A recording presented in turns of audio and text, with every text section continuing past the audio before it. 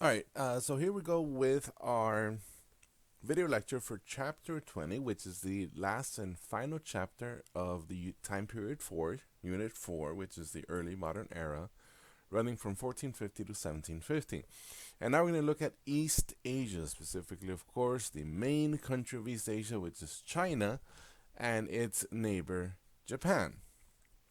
So let's go back all the way to the 1300s. At the end of the post classical era, we see the dynastic cycle of China continue as it always has, where one dynasty comes and goes and it gets replaced by a new dynasty.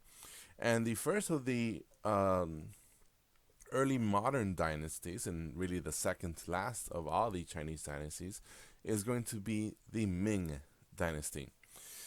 Now, the Ming Dynasty, of course, replaced the Yuan Dynasty, which was the Mongol Dynasty. And the Mongol Dynasty, the rulers of the Yuan Dynasty, they had a lot of um, environmental issues. There was a plague, of course, you recall the bubonic plague, the Black Death had originated in China during the Mongol rule, killed 25% of the population, which led to a famine, which led to more people dying.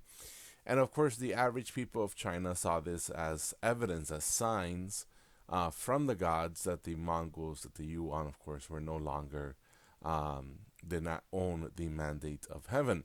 So a rebellion begins, and we see the overthrow of the Mongols. They are forced to go back home to their, to the Central Asian steppes, back home to Mongolia, and the Ming Dynasty becomes the next in line. Now, the Ming dynasties are going to work really, really, really, really hard to kind of erase the impact, erase um, the significance of the Mongols. And so they're kind of like their number one priority is to bring back order, to bring, to fix up irrigation systems, to rebuild infrastructure, to get people back to work so that agriculture, which has always been the center of China's economy, can be productive as it once was. And in order to kind of carry out this mission, we see the re-strengthening of centralized rule under the Ming Dynasty. And so, for example, they're going to bring back the civil service exam, right? Which had been eliminated by the Mongols during the Yuan Dynasty. We see that there's going to be a new elite class. They're going to be given the title of Mandarin. And Mandarins are the scholar gentry, but these are like the elites of the elites, right? And these will hold the highest positions in the Ming bureaucracy. We also see an increased popularity and reliance on eunuchs in the government. So, if you recall, of course, a eunuch is a man who has been castrated and therefore is unable to reproduce children. And because they have no future generation to worry about, it was believed that they would be the most loyal servants to the Ming Emperor, and they would be completely trustworthy. So the Ming Dynasty is going to rely more and more on eunuchs, and we see that the civil service exam comes back to life. And in fact, they also changed their capital and they moved to Beijing, which happens to be the modern day capital, but also is the capital where the Mongols lived. So here we see some of the images of the Ming mandarins or the mandarins, and these gentlemen, of course, be walking around with these images on their chests, on their robes, and the robes and the images, of course, were different like ranks. So you can imagine that the higher ranking people had fancier robes and fancier images. All right, so this is what Beijing would have looked like back in its time. Again, it was a huge, huge, huge city. So, like I mentioned, the Ming are going to focus on bringing back economic recovery. Right? They're not going to. So they're going to focus more on irrigation and manufacturing. Because remember, the Chinese, right? They're still the number one economy in the world. Even though Europe has been on the rise during this time period, they're still number one. They're trading more than anyone else. They're exporting more than anyone else. And anything and it's all based on surplus, right? The more surplus you have, the more people can produce goods. The more people that can produce goods like silk and porcelain, the more trade you have. When it comes to culture, anything that was Mongol related culturally was banned. So Mongol names, Mongol language, Mongol clothing. And it's kind of like the same process that Peter the Great had in Russia. Remember Peter the Great, the Tsar of Russia, he wanted to ban like the Mongol or the Asian influences in Russia, and he wanted to adopt the more what he considered modern and Western images of Europe. Kind of the same process here, except China's going back to its roots, to the time before the Mongols, right? So the Ming, they're looking back at the post-classical era. They're looking back at the Song Dynasty and the Tang Dynasty as kind of like the people they want to look up to. Here we see an example of Ming porcelain. At this point, porcelain becomes a very, very important, critical trade item. Now the Mongols, again, once the Mongols are gone, the Ming is going to focus mainly on stabilizing, protecting its borders. So they're going to be the ones who are going to finalize the construction of the Great Wall. Remember, the construction of the Great Wall has been an ongoing project over centuries in China. It goes back to the very first empire, right? The first imperial dynasty, which is the Qin, Qin dynasty. And this time the Ming are going to be the last ones to finish this project up. So the modern day Great Wall of China that we see nowadays, that is the final touches of the Ming Dynasty. And again, why are they building it? Why are they spending money on this? Because they just want to make sure that these Mongol guys don't come back and ruin everything like they had done in previous dynasties. So Neo-Confucianism becomes popular again. Because again, they're looking back at their roots, looking back at the the Tang and the Song dynasties, right, the golden age of China, and anything that was Mongol, everything that was foreign, everything that was outsider, was suppressed, was rejected, was that people did not want. So even though Confucianism becomes the number one religion, remember we still have Buddhism there, we still have Taoism there, and those are still going to remain extremely popular. Now, over time, as you can imagine, as any dynasty has happened to, we see a long line of weak emperors who have isolated themselves in this palace that you see here. It's called the Forbidden City. And so it's kind of like a city within Beijing, and it was like this big palace complex, super expensive to build, and they would just live there, and they would kind of like be isolated from the rest of the world. And in a sense, it was kind of like isolation from reality, because they'll just spend the whole time partying and drinking and having concubines, right, along with their wives. And they just said, the emperors were like, I'm just going to focus on having a good time and not worry about running the government. And they said, okay, the eunuchs are going to like kind of make decisions on my behalf. Because again, remember, the eunuchs were very popular.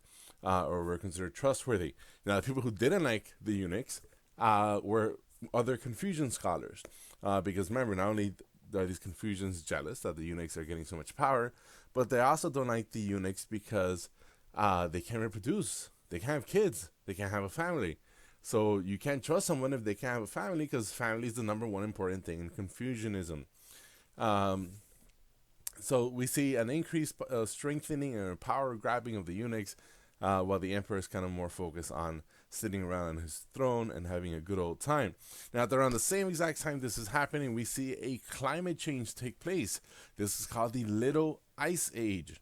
And during this time period, we're looking around 1500s or so, 1500s, 1600s, the worldwide temperatures drop. Which means that there's going to be droughts, which means that there's going to be famine, which means that there's going to be people starving and dying, which of course also means in China, peasant rebellions.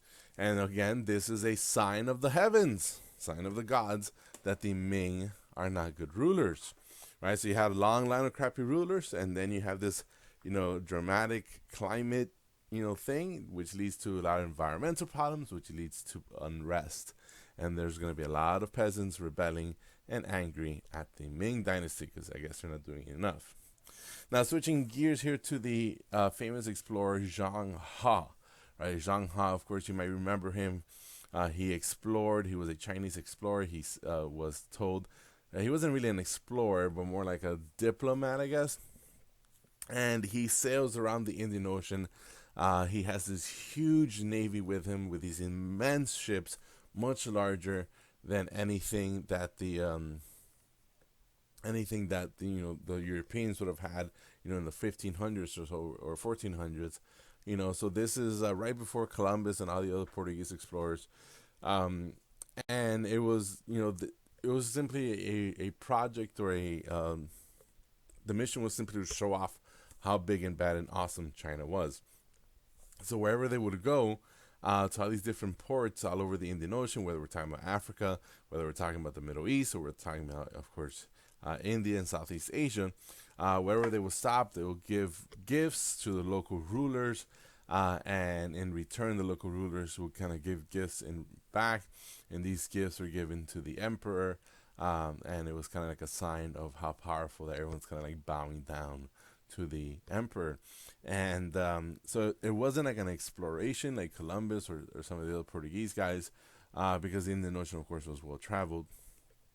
But eventually, we see that these explorations, I guess, these voyages, are going to come to a sudden end. And what happens is that the Confucian scholars convince the emperor that these voyages are a waste of time. That basically, like, even though Zhang He brings back exotic animals like giraffes and all these luxury goods from all over the Indian Ocean, the Confucian scholars and Mandarins, they tell the emperor, look, there's nothing out there that we need. There's nothing out there that we want. So why are we wasting money sending this guy year after year to go sail around the world or sail around the Indian Ocean when there's nothing out there? We are the Middle Kingdom. Everything, we have all the power. Why are we going to waste money on these trips? So they convinced the emperor to stop the ships. And this is roughly at the same time that some of the Mongol tribes are kind of like reuniting and posing a threat on the border, right, of China. So it kind of becomes a more important issue to deal with the immediate threats of the Mongols than it is to continue exploring and sending Zhang He or anyone else to explore. So they come to an end, thanks to the Confucian scholars, and thanks to the Mongols. And that's pretty much it. So, of course, instead of building these massive ships and sending all these, thousands of sailors, they're going to, divert those fundings, divert those resources to the final construction of the Great Wall of China. They even burned down, like, all the books, all the writings, all the maps that Zhang He had. They were all, like, destroyed because the Chinese were like, there's nothing out there that we want, so there's no point to continue exploring, and we don't want anyone else to explore.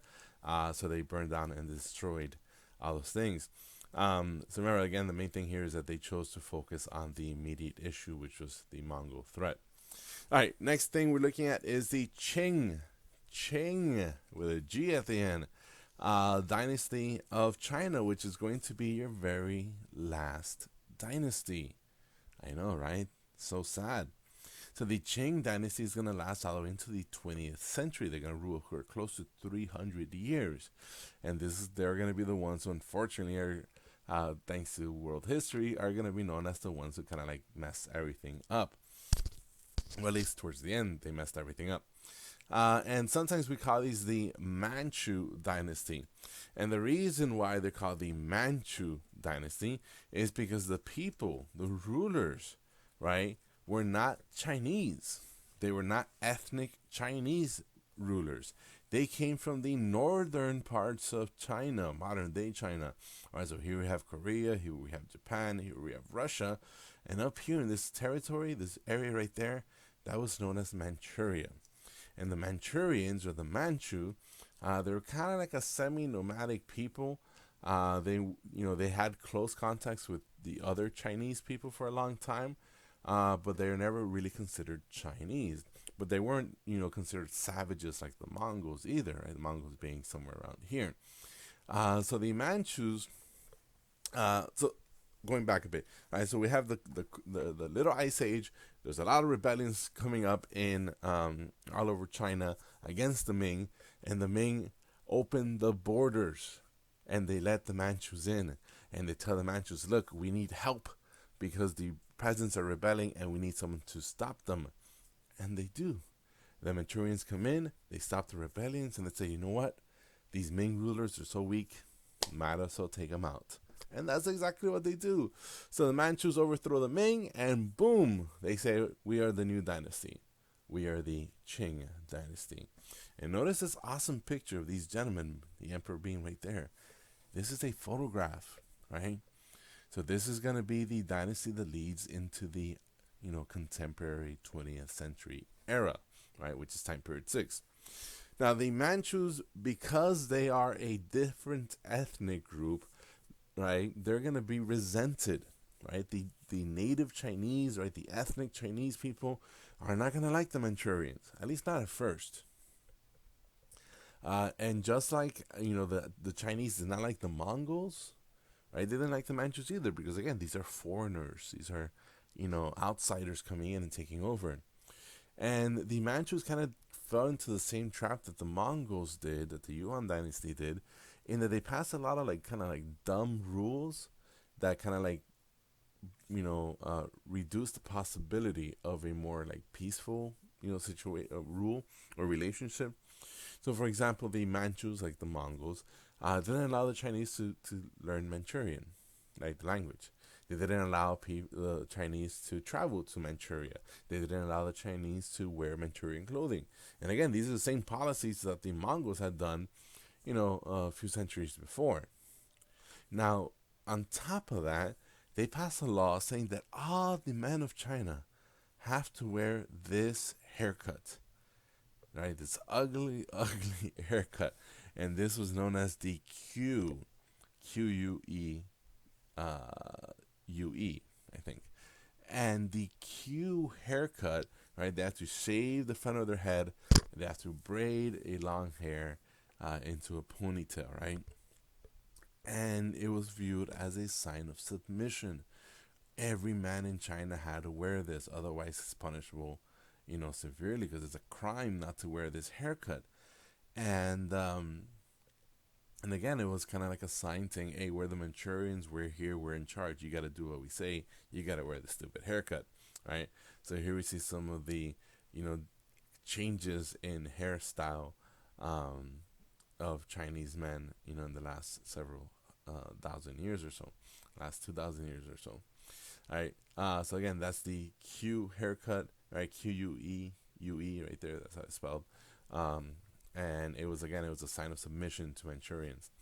Now the emperors, there's two kind of major emperors, Qing Long and Qing Zhang, and these guys were really good.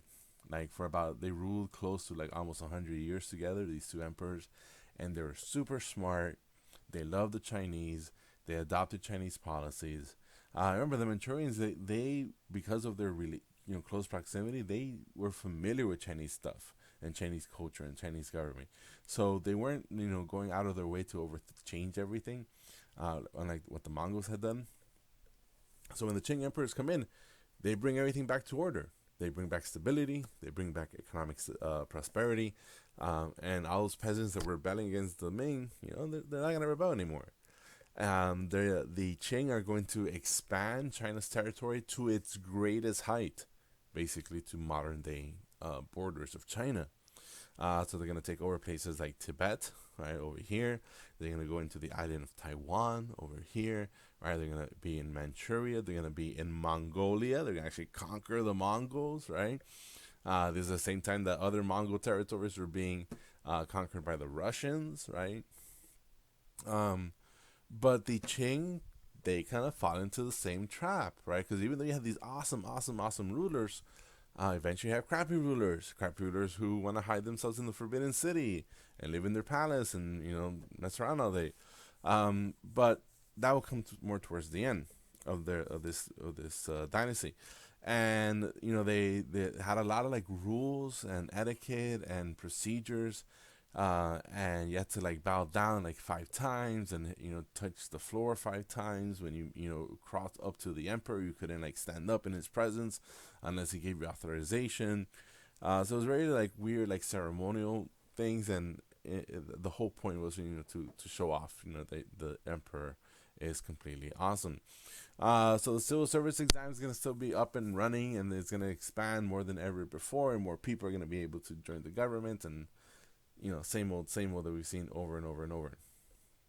All right, so that's it for now for the Qing Dynasty of China and the Ming, and that's it. See you next time for part numero dos.